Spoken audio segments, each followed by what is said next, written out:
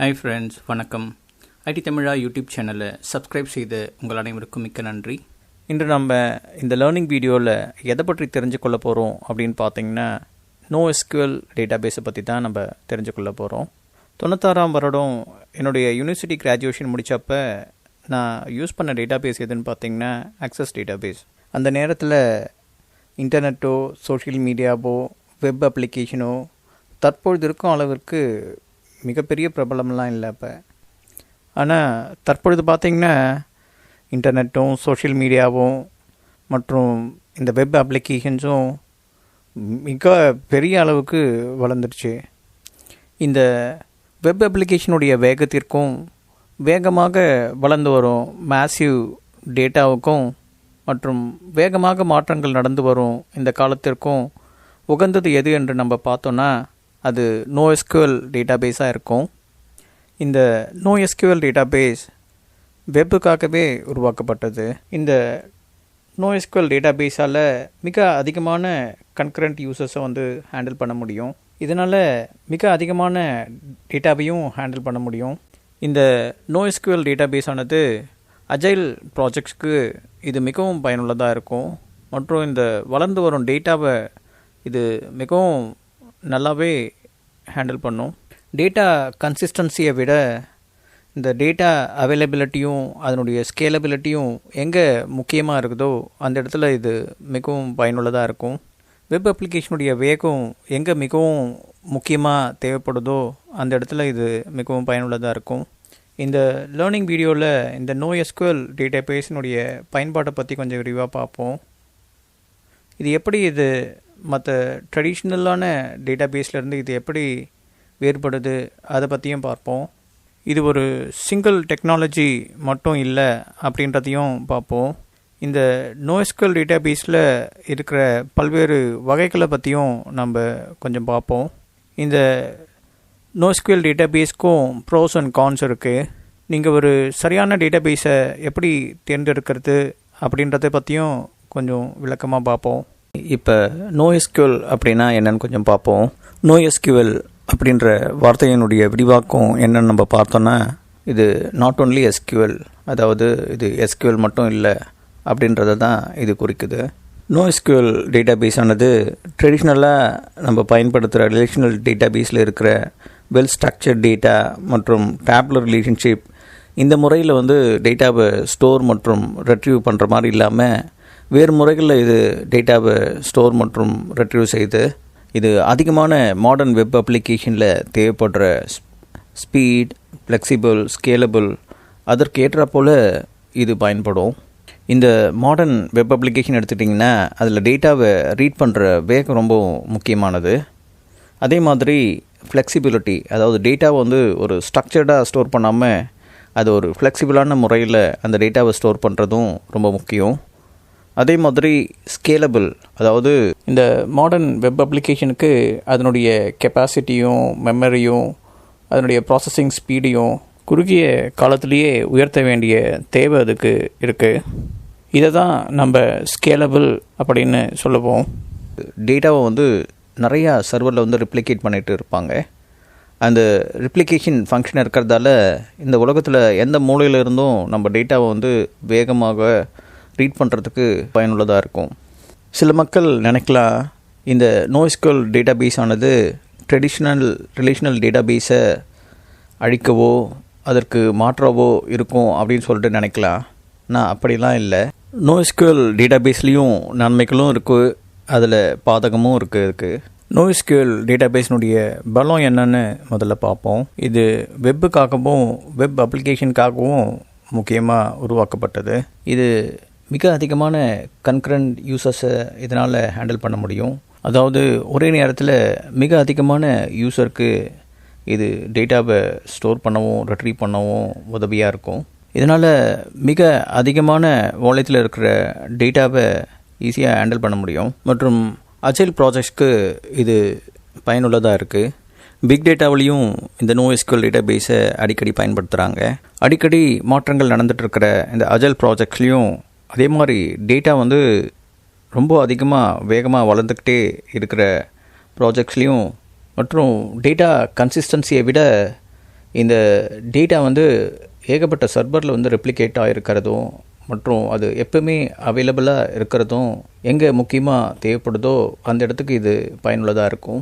இந்த NoSQL database ஆனது ஒரு சிங்கிள் டெக்னாலஜி இல்லை, இதில் பல்வேறு வகைகள் இருக்கிறது. இதில் 4 முக்கியமான வகைகள் இருக்குது. அது ஒவ்வொன்றும் மற்றதுக்கு வந்து வேறுபட்டதாக இருக்கும். அதை பற்றி நம்ம சிறிது நேரத்தில் பார்ப்போம்.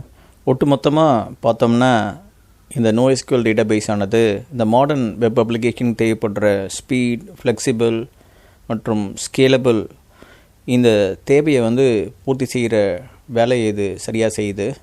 ட்ரெடிஷ்னலாக பயன்பாட்டில் இருக்கிற டேட்டாபேஸான ரிலேஷனல் டேட்டாபேஸினுடைய ஸ்ட்ரென்த்தை பார்ப்போம். இதில் டேட்டா ரிலையபிள் அதிகமாக இருக்கும், அதாவது டேட்டாவினுடைய நம்பகத்தன்மை இதில் ரொம்ப அதிகமாகவே இருக்கும். அதே மாதிரி டேட்டாவினுடைய நிலைத்தன்மை, அதாவது கன்சிஸ்டன்சியும் இதில் அதிகமாக இருக்கும். டேட்டா இன்டெகிரிட்டியும் இதில் ரொம்ப அதிகமாக நல்லாயிருக்கும். டிரான்சாக்ஷனல் டேட்டாவை ஹேண்டில் பண்ணுறதுக்கு இந்த ரிலேஷனல் டேட்டாபேஸ் ரொம்ப பயனுள்ளதாக இருக்கும். சில வேளைகளுக்கு இது மிகவும் பயனுள்ளதாக இருக்கும், ஆனால் மிக அதிகமான டேட்டா இருக்கிற சிஸ்டத்தில் இதை ரீட் அண்ட் ரைட் பண்ணும்போது இது ஃபாஸ்ட்டாக இருக்காது. இது ரிலேஷனல் டேட்டாபேஸ் ஆனது ஸ்ட்ரக்சர்டாகவும் ஆர்கனைஸ்டாகவும் இருக்கும். ஆனால் இதில் இருக்கிற பிரச்சனை இது மிகவும் வேகமாக வேலை செய்கிறது கொஞ்சம் கஷ்டம். இந்த டேட்டா ரிலையபிலிட்டி எங்கே மிகவும் அதிகமாக தேவைப்படும்னு பார்த்திங்கன்னா அக்கௌண்டிங் ட்ரான்சாக்ஷன், பேங்கிங் ட்ரான்சாக்ஷன், அதே மாதிரி ஃபைனான்ஷியல் ட்ரான்சாக்ஷன் இதெல்லாம் வந்து மேனேஜ் பண்ணுறதுக்கு இந்த ரிலேஷனல் டேட்டாபேஸினுடைய ரிலையபிலிட்டி ரொம்ப மிகவும் தேவைப்படும். மிக அதிகமான டேட்டாவை பயன்படுத்துகிற ஒரு அப்ளிகேஷனில் நம்ம ஒரு டேட்டாபேஸை பயன்படுத்த முடிவு செய்யும் போது அது ரொம்ப வேகமாக வேலை செய்யணும் அப்படின்னு சொல்லி நம்ம தேவை இருக்கா, அப்படி இல்லைன்னா அது ஸ்டடியாகவும் ரிலையபிளாகவும் இருக்கிறது நமக்கு முக்கியமாக அப்படின்றத பார்த்து முடிவு பண்ணுறது மிகவும் முக்கியம். இப்போ பேங்கிங் அப்ளிகேஷன்லாம் எடுத்துட்டிங்கன்னா அதனுடைய டெபாசிட்ஸ் எல்லாம் ஹேண்டில் பண்ணுறதுக்கு நமக்கு ரிலையபிலிட்டி ரொம்ப முக்கியம். அப்போ நம்ம ரிலேஷனல் டேட்டாபேஸை தான் நம்ம பயன்படுத்த வேண்டியிருக்கோம். NoSQL டேட்டாபேஸும் ரிலேஷனல் டேட்டாபேஸும் டிஃப்ரெண்ட் பர்பஸ்க்காக உருவாக்கப்பட்டது. NoSQL டேட்டாபேஸினுடைய வகைகளை பற்றி பார்ப்போம். முதல்ல புரிந்து கொள்ள வேண்டியது என்னென்னா, இந்த NoSQL டேட்டாபேஸ்ன்றது ஒரு டேர்ம் தான். இதுக்கு கீழே நிறைய நான்-ரிலேஷனல் டேட்டாபேஸஸ் அதிகமாக இருக்குது. ரிலேஷனல் டேட்டாபேஸுக்கு மாற்றாக இது நம்ம பயன்படுத்த முடியும். இதில் இருக்கிற 4 முக்கியமான வகைகளை பற்றி நம்ம பார்ப்போம். இதில் இருக்கிற ஒவ்வொரு வகையும் மற்றொரு வகையை விட வேறுபட்டதாக இருக்கும். இதனுடைய வித்தியாசத்தை பார்க்குறதுக்கு முன்னாடி இதில் என்ன வந்து ஒற்றுமைகள் இருக்கிறது அப்படின்றதையும் பார்ப்போம். மாடர்ன் வெப் அப்ளிகேஷனான ஃபேஸ்புக், ட்விட்டர், அமேசான், லிங்க்டின் இது போல் அப்ளிகேஷனுக்கு வளர்ந்துட்டே வரும் மிக அதிகமான டேட்டாவை மேனேஜ் பண்ணக்கூடிய கேப்பபிலிட்டி தேவைப்படுது. இந்த மாடர்ன் வெப் அப்ளிகேஷனுக்கு அதனுடைய கெப்பாசிட்டியும் மெமரியும் அதனுடைய ப்ராசஸிங் ஸ்பீடையும் குறுகிய காலத்திலேயே உயர்த்த வேண்டிய தேவை அதுக்கு இருக்குது. இதை தான் நம்ம ஸ்கேலபிள் அப்படின்னு சொல்லுவோம். இங்கே அன்ஸ்ட்ரக்சர்டு டேட்டாவை ஹேண்டில் பண்ணக்கூடிய தேவை அதிகமாகவே இருக்குது. 4 அதிக பயன்பாட்டில் இருக்கிற Non-SQL டேட்டாபேஸை பற்றி பார்ப்போம். இவை அனைத்தும் வந்து டேட்டாவை ஸ்டோர் பண்ணக்கூடிய ஒரு தளம் தான் இது. இவை எதுன்னு பார்த்தோன்னா key value, document, wide column and graph. ஒவ்வொரு அப்ளிகேஷனுடைய தேவைக்கேற்ப இதை பயன்படுத்துவாங்க. இப்போ நம்ம கீ வேல்யூ NoSQL டேட்டாபேஸை பற்றி பார்ப்போம். ஒட்டுமொத்தமாக நம்ம பார்த்தோன்னா இந்த கீ வேல்யூ வந்து எளிய முறையில் தான் இதை ஸ்டோர் பண்ணுவாங்க. அதாவது எதுக்குன்னா, இது மிக அதிகமான வேகத்தில் டேட்டாவை ரீட் பண்ண வேண்டிய தேவை இருக்கிறதால இது இப்படி கீ வேல்யூவாக ஸ்டோர் பண்ணுறாங்க. இதனுடைய டேட்டா எது வேணாலும் இருக்கும். இது அன்ஸ்ட்ரக்சர்டு டேட்டாவாக இருக்கும். இதை நம்ம எது கூட நம்ம ஒப்பிட்டு பார்த்துக்கலான்னா, நம்ம யூஸ் பண்ணுற ஹேஷ் மேப்பை கூடயோ டிக்ஷனரி கூடயோ இதை நம்ம ஒப்பிட்டு பார்க்க முடியும். இது அதிகமாக எந்த சிஸ்டத்தில் பயன்படும் அப்படின்னு பார்த்தோன்னா, இது எங்கே கேஷிங் அதிகமாக தேவைப்படுதோ, அப்படி இல்லைன்னா session management, fraud mitigation system, claim processing system, இது மாதிரி இடத்துலலாம் இது அதிகமாக பயன்படும். இந்த கீ வேல்யூ டேட்டாபேஸை பயன்படுத்துகிற சிஸ்டம் எது அப்படின்னு பார்த்தோன்னா Radish, DynamoDB and Oracle NoSQL மற்றும் பல.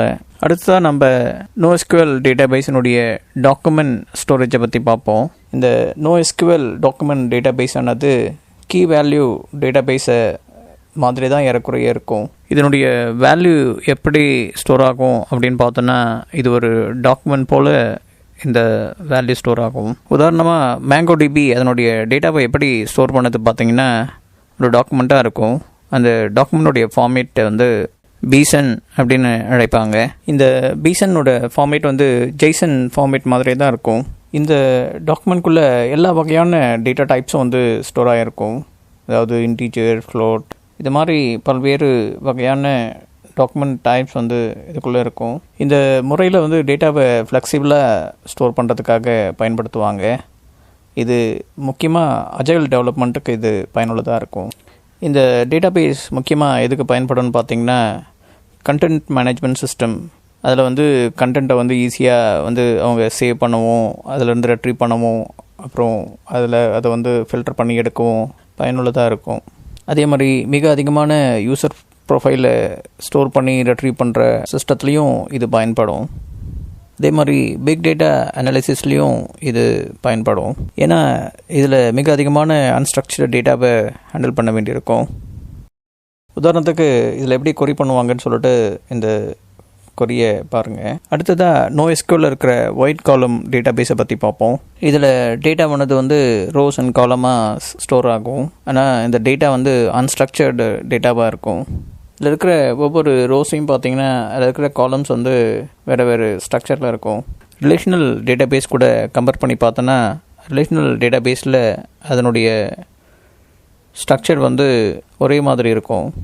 இந்த முறை எதுக்கு பயன்படும்னு பார்த்திங்கன்னா, ஏகப்பட்ட டேட்டாவை ஹேண்டில் பண்ண வேண்டிய சூழ்நிலை இருக்கும்போது இந்த முறையை பயன்படுத்துகிறாங்க. இதில் பயன்படுற டேட்டாபேஸ் எதுன்னு பார்த்தோன்னா, கசன்ட்ரா, HBase இதெல்லாம் பயனில் இருக்குது.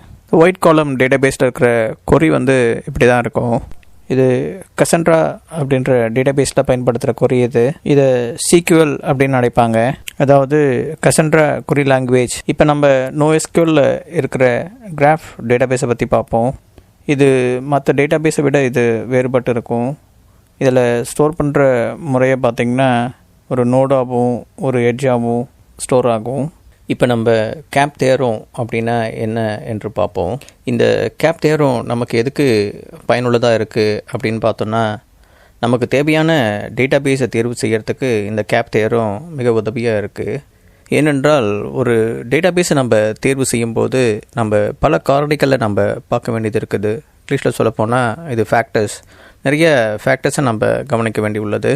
ஒரு டேட்டாபேஸை நம்ம தேர்வு செய்யும் பொழுது மிக முக்கியமான 3 காரணிகளில் நம்ம 2 தான் தேர்வு செய்ய முடியும். இந்த கேப் தேரத்தில் கேப் அப்படின்றது எதை குறிக்குதுன்னு பார்த்தோன்னா, C என்றது கன்சிஸ்டன்சியும், A என்றது அவைலபிலிட்டியும், P என்றது பார்ட்டிஷன் டாலரன்ஸ் அப்படின்ற காரணிகளையும் குறிக்குது.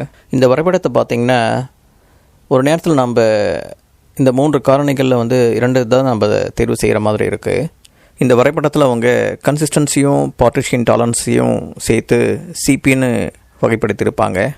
அதே மாதிரி அவைலபிலிட்டியும் பார்ட்டிஷன் டாலரன்ஸையும் சேர்த்து அவங்க APன்னு வகைப்படுத்தியிருப்பாங்க. அதே மாதிரி கன்சிஸ்டன்சியும் அவைலபிலிட்டியும் சேர்த்து அவங்க CAன்னு சொல்லி வகைப்படுத்தியிருப்பாங்க. இதில் கன்சிஸ்டன்சி எதை குறிக்குது அப்படின்னு பார்த்தோன்னா, ஒரு சிஸ்டத்தில் இருக்கிற டேட்டா, அதாவது தகவல் வந்து அந்த சிஸ்டம் முழுவதும் வந்து ஒரே மாதிரி இருக்கும். எந்த ஒரு அப்ளிகேஷனில் வந்து டேட்டா மிக துல்லியமாக இருக்கணும் அப்படின்னு சொல்லிட்டு நம்ம பார்த்தோன்னா, அந்த இடத்துல இந்த கன்சிஸ்டன்சி தேவைப்படுது. உதாரணத்துக்கு நம்ம எடுத்துக்கிட்டோன்னா, நம்மளுடைய பேங்கிங் டிரான்சாக்ஷன்ஸ்லாம் நமக்கு மிக துல்லியமாக இருக்க வேண்டியிருக்கு. எல்லா வகையான ஃபைனான்ஷியல் டிரான்சாக்ஷனுக்கும் இந்த டேட்டா மிக துல்லியமாக இருக்கிறது மிகவும் முக்கியம். உதாரணத்துக்கு பார்த்திங்கன்னா, நம்மளுடைய பேங்க் அக்கௌண்ட்டில் நடக்கிற டிரான்சாக்ஷன் மிக துல்லியமாக இருக்க வேண்டியது அவசியம். அடுத்த காரணியான அவைலபிலிட்டி, அதை பற்றி பார்ப்போம். அவைலபிலிட்டி எதை குறிக்குது அப்படின்னு பார்த்தோன்னா, ஒரு அப்ளிகேஷனில் டேட்டா வந்து எப்போவுமே அவைலபிளாக இருக்கிறது ரொம்பவும் முக்கியம். அதாவது அதனுடைய யூசர்ஸ் வந்து அவங்களுடைய டேட்டாவை ரீட் பண்ணும் போதும் ரைட் பண்ணும் போதும் ஒருவேளை நெட்வொர்க் ஃபெயிலியர் இருந்தாலும் இந்த டேட்டாவை ரீட் அண்ட் ரைட் பண்ணுறதுல எந்த பிரச்சனையும் இல்லாமல் இருக்கிறது தான் அவைலபிலிட்டியை குறிக்குது. மூன்றாவது முக்கியமான காரணியான பார்ட்டிஷன் டாலரன்ஸ், இதை பற்றி பார்ப்போம். இந்த பார்ட்டிஷன் டாலரன்ஸ் அப்படின்னா ஒரு அப்ளிகேஷன் எப்பவுமே அப்பாக இருக்கிற மாதிரி இருக்கணும். ஒருவேளை அதனுடைய நெட்வொர்க்கே டவுனாக இருந்தாலும் அந்த அப்ளிகேஷன் யூசர்ஸ் எதிர்பார்க்குற மாதிரி அப் அண்ட் ரன்னிங்கில் இருக்க வேண்டியிருக்கும். ஒருவேளை நெட்வொர்க் ஃபெயிலியர் இருந்தாலும் இந்த டேட்டாவை ரீட் அண்ட் ரைட் பண்ணுறதுல எந்த பிரச்சனையும் இல்லாமல் இருக்கிறது தான். இது எப்படி சாத்தியம் அப்படின்னு பார்த்தீங்கன்னா, இவங்க இந்த டேட்டா பேஸே பல சிஸ்டத்தில் இவங்க டேட்டாவை ரிப்ளிகேட் பண்ணியிருக்கும் போது இது சாத்தியம். இந்த கேப் தேரத்தை நம்ம பார்த்தோன்னா ஒரு நேரத்தில் நம்ம 2 காரணிகளை தான் நம்ம தேர்வு செய்கிற மாதிரி இருக்கும். அதாவது கன்சிஸ்டன்சியும் பார்ட்டிஷன் டாலரன்ஸையும் ஒரு நேரத்தில், அப்படி இல்லைன்னா அவைலபிலிட்டியும் பார்ட்டிஷன் டாலரன்ஸையும், அப்படி இல்லைன்னா கன்சிஸ்டன்சியும் அவைலபிலிட்டியும் நம்ம ஒரு நேரத்தில் தேர்வு செய்கிற மாதிரி இருக்கும். இந்த கேப் தேரமானது நம்மளுடைய தேவைக்கு ஏற்றாற் போல் நம்ம ஒரு டேட்டா பேஸை தேர்வு செய்கிறதுக்கு இது உதவியாக இருக்குது. ஒரு ரிலேஷனல் டேட்டா பேஸை நம்ம எடுத்துக்கிட்டோன்னா அதில் பார்ட்டிஷன் டாலரன்ஸ் இல்லாமல் இருக்கும். அதே மாதிரி அது எப்போவுமே அவைலபிளாக இருக்கிறதும் கடினம். ஏன்னா அதில் இந்த லாக்கிங் மெக்கானிசம் இருக்குது. அதில் தகவலை ஒருத்தர் அப்டேட் செய்யும் போது அடுத்தவர் காத்திருக்க வேண்டியிருக்கும். இந்த ரிலேஷனல் டேட்டா பேஸானது நமக்கு ரிலையபிளாகவும் அது டேட்டாவை கன்சிஸ்டன்சியாகவும் வச்சுட்டு இருக்கோம். NoSQL டேட்டா பேஸானது சிறப்பம்சமான இந்த பார்ட்டிஷன் டாலரன்ஸை கொடுக்கறது மட்டும் இல்லாமல் இதில் குறைந்தபட்சமான கன்சிஸ்டன்சியும் டேட்டா அவைலபிலிட்டியும் இருக்கும். NoSQL டேட்டா பேஸானது ஒரே ஒரு டெக்னாலஜி மட்டும் இல்லை அப்படின்றத முதல்ல பார்த்தோம். இப்போ நம்ம NoSQL டேட்டா பேஸில் அவைலபிலிட்டியும் பார்ட்டிஷன் டாலரன்ஸும் இருக்கிற சிஸ்டத்தை பற்றி பார்ப்போம். இந்த NoSQL ஏபி சிஸ்டம் எப்படி வேலை செய்யுதுன்னா, யூசர்ஸ் எல்லோரும் ஒரு சிஸ்டத்தில் அவங்க டேட்டாவை ரைட் பண்ணும் போது அதை பல்வேறு மற்ற சிஸ்டத்துலேருந்து ரீட் பண்ண வேண்டியிருக்கும். இந்த டயக்ராமை பார்த்திங்கன்னா, யூசர்ஸ் ஒரு சிஸ்டத்தில் ரைட் பண்ணும்போது அதனுடைய டேட்டா மற்ற சிஸ்டத்துக்கு ரிப்ளிகேட் ஆகுது. அதே மாதிரி ரீட் பண்ணும்போது வேறு ஒரு சிஸ்டத்துலேருந்து டேட்டாவை அவங்க ரீட் பண்ண முடியுது. இதில் பார்த்திங்கன்னா ஒரே சிஸ்டத்தில் அவங்க ரைட் பண்ணி ரீட் பண்ணால் அதனுடைய கன்சிஸ்டன்சி அதிகமாக இருக்கும். ஆனால் இந்த டேட்டா அடுத்த சிஸ்டத்துக்கு ரிப்ளிகேட் ஆகிட்டு அடுத்த சிஸ்டத்துலேருந்து டேட்டாவை ரீட் பண்ணும்போது இதனுடைய கன்சிஸ்டன்சி குறைய தான் செய்யும். ஆனால் அவங்களுடைய ஓவரால் ஐடியா என்னென்னா, இந்த டேட்டாவை மற்ற அதிகமான சிஸ்டத்தில் ரிப்ளிகேட் பண்ணி அதிகமானவங்க ஃபாஸ்ட்டாக ஆக்சஸ் பண்ணக்கூடிய வகையில் பண்ணுறது தான். இதற்கு உதாரணமாக சில சிஸ்டம் இருக்குது. அது எதுன்னு பார்த்தோன்னா கோச் டிபி சொல்லலாம், கசன்ட்ரா, அதே மாதிரி டைனமோ டிபி, இதெல்லாம் இந்த வகையை சேரும். NoSQL டேட்டா பேஸில் இருக்கிற அடுத்த சில வகையை பார்ப்போம். இது கன்சிஸ்டன்சியும் பார்ட்டிஷன் டாலரன்ஸையும் கொண்டு இருக்கிற சிஸ்டம். ஷார்ட்டாக சிபி சிஸ்டம் அப்படின்னு சொல்லிட்டு அழைப்போம். இதில் என்ன நடக்கும்னா, யூசர்ஸ் ஒரே சிஸ்டத்தில் ரீட் பண்ணி ரைட் பண்ணுவாங்க. டேட்டா ரிப்ளிகேஷனே அதுக்கப்புறம் தான் நடக்கும். இதற்கு உதாரணமாக எந்த சிஸ்டத்தை சொல்லலான்னா, மேங்கோ டிபி, ஹெச்பேஸ் மற்றும் ரேடிஷ்.